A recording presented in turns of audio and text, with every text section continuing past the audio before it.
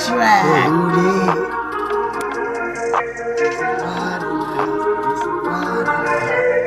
you dying, still be living, that's how you know you really doing it. Living a lie, living a doubt, just still alive, so you really doing it. Living a lie, living a doubt, just still alive, so you really doing it. So you really doing it. What's going on, everybody? It's your girl, Mystique Riot. And as you know, it's time for Words of Truth. Why? Because I ain't got no lies to tell you. Alright. This segment right here is called, what is it? No day is the same, so I change. Alright. Anybody that knows anything about mathematical equations and algebraic expressions and stuff like that, you got a constant and you got a variable. The variable is normally, covered up with an A or B or X, and you got to solve for the variable. And you use the laws of multiplication or the laws of mathematics, whatever you're using. Like, please excuse my dear Aunt Sally and all that stuff like that. Those are the constant laws that when used properly, you can resolve the algebraic problem, create the solution to the algebraic problem or equation. So this is the same thing with this. We are the variables and God is the constant. Because God is the same yesterday, today, and forevermore. So the only thing is constantly changing is us. But yet at the same time, we're not doing anything that the Lord has not already foreseen. Now, everybody want to get caught up in magic and witchcraft and all that. And through my studies, prophesying is considered witchcraft. Prophesying is considered divination, but it is not considered witchcraft because it is foreseeing. When you foresee something, according to the word of God, this is a practice of divination. But only when it is led by the Spirit is it not witchcraft, because it's done in the light and for the will of God. But when you are foreseeing and using such ability to hurt people and to control people and to try to move ahead of time and to manipulate situations, this is witchcraft. Why? Because all the mechanisms in which you're using are not of God. None of that is of God. And you're not being led by the Spirit, which is the Spirit of God.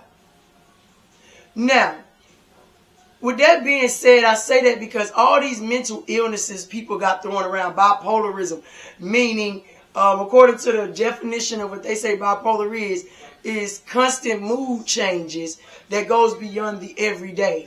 And I'm like, what is a normal mood change beyond the everyday when we live in an everyday asylum, especially in this country of America?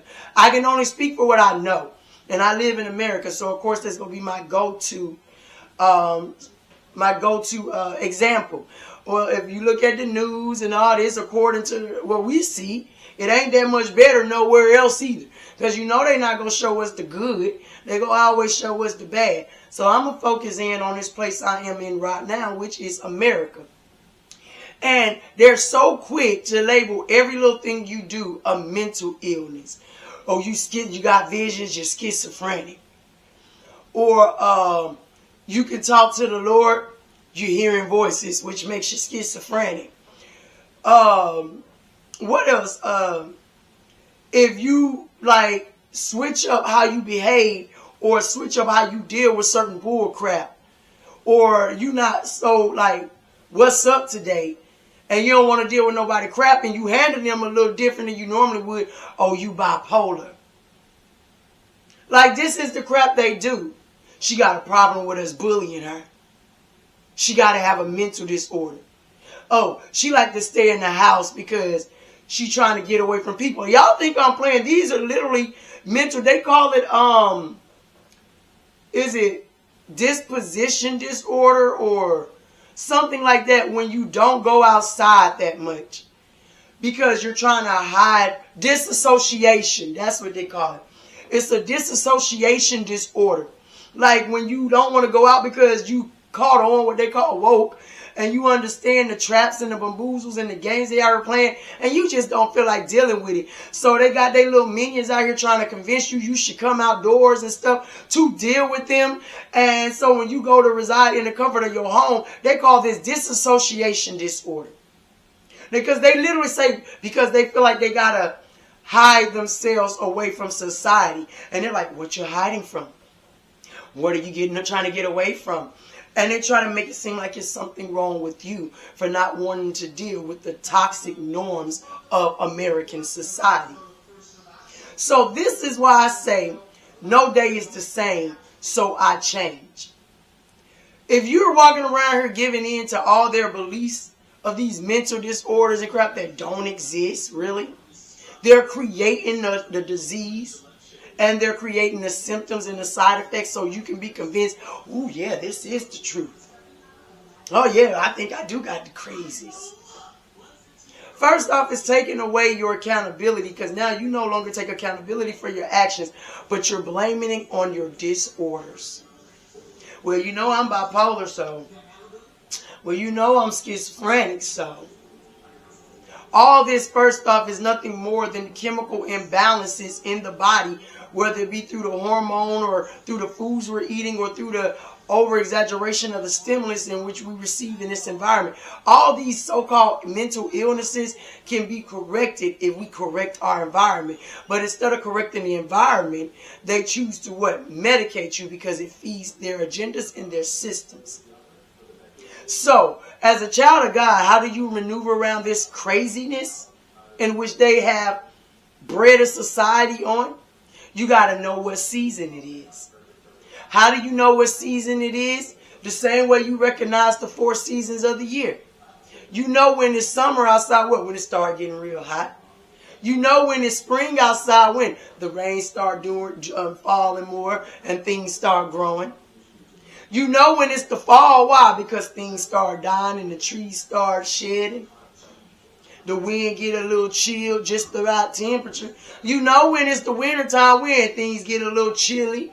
For some of us, y'all might even see snow all on the ground. So just like you identify the seasons of nature, learn to identify the seasons of people, identify the seasons of God. Everything, there's a season for everything. And the key is to understanding what season you're in.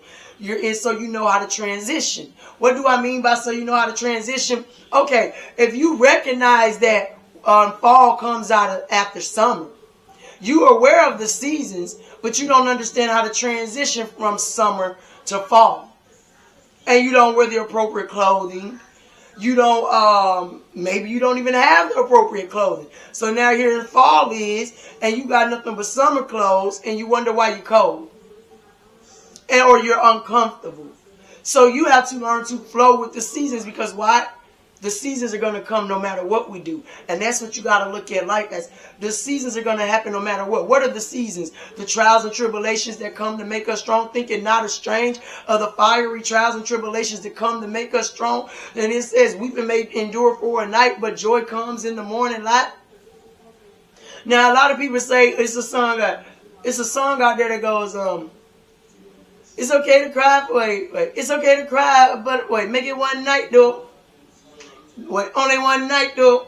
It's a gospel song or something like that. Because they're getting that, deriving it from we've been made endure for the night, but joy comes in the morning light. And people say, oh, for one night. Oh, let that I cry for one night. And stuff like this. And so now they're forcing themselves to wake up and pretend to be happy when they're not. When they fail to realize this, all they're doing is pushing themselves into another sin, because you're giving yourself a false illusion. You're lying to yourself. You're telling yourself you're happy when you're not. Maybe it is your season to mourn. Even in the Old Testament, they gave directions or instructions on how to deal with one that is mourning. And stuff like that. They have bereavement times, and it goes way beyond what our bereavement is. Our bereavement look like we don't even care. But the word of God also say, let the dead bury the dead.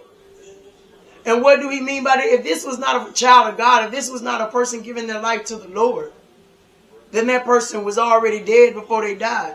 Therefore, let the dead bury the dead. We mourn for the children of God. And that's it. Because who is my mother, my sister, my brother, other than those who do the will of my Father? These are our family members.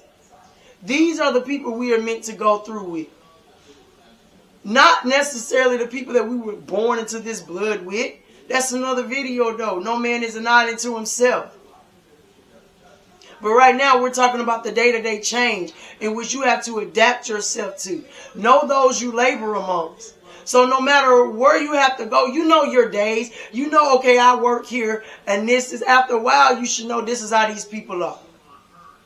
So yes, after a while, you should learn understanding of how they move and learn to readjust yourself.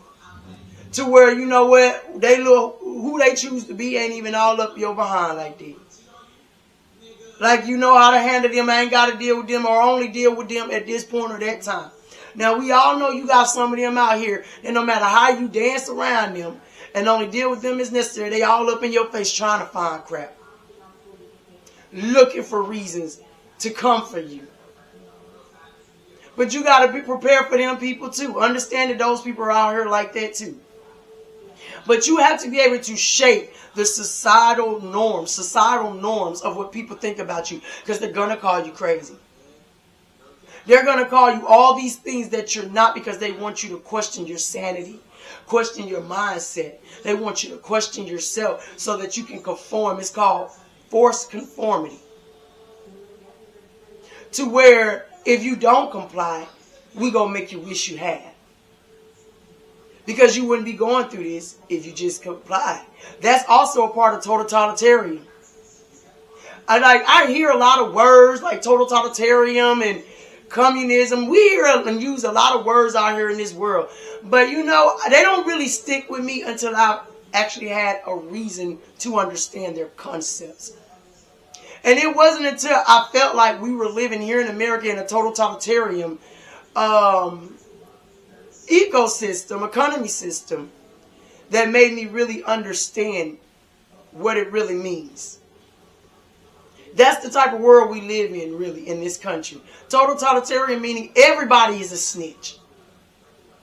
And everybody will blame you and make you the problem just because you refuse to give in to social norms, even though they're not at your best, they're not for your best benefit.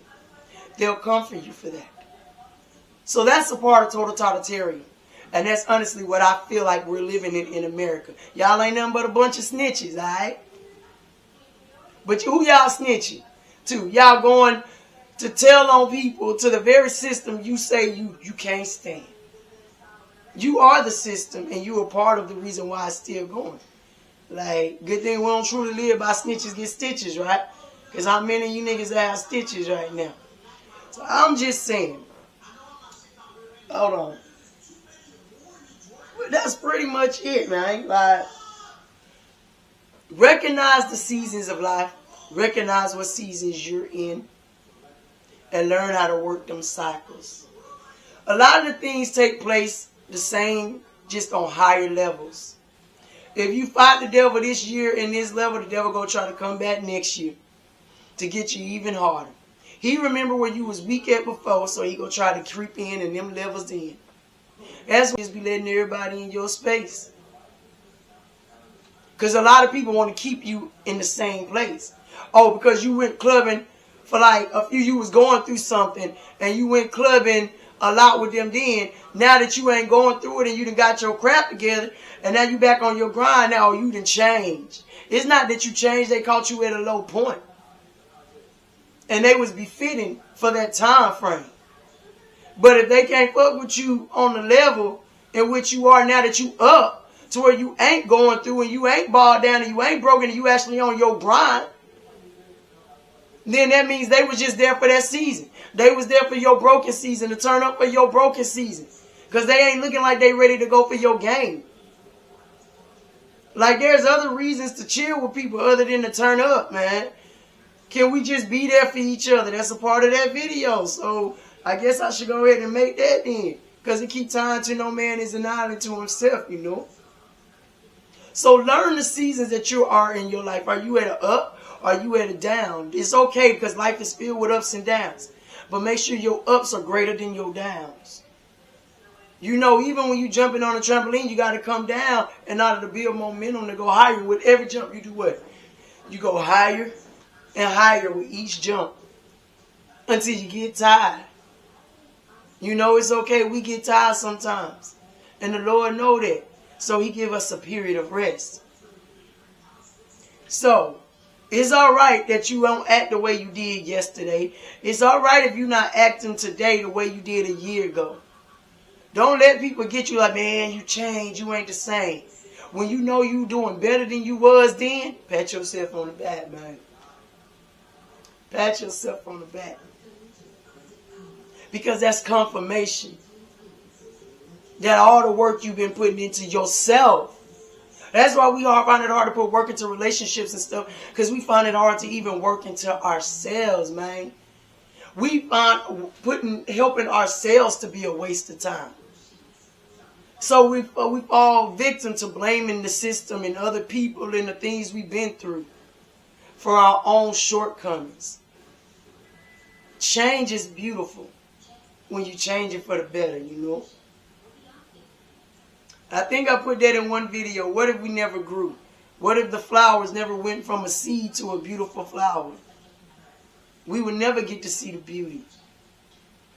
You know, what if a baby never grew up from an infant or from a embryo in the womb?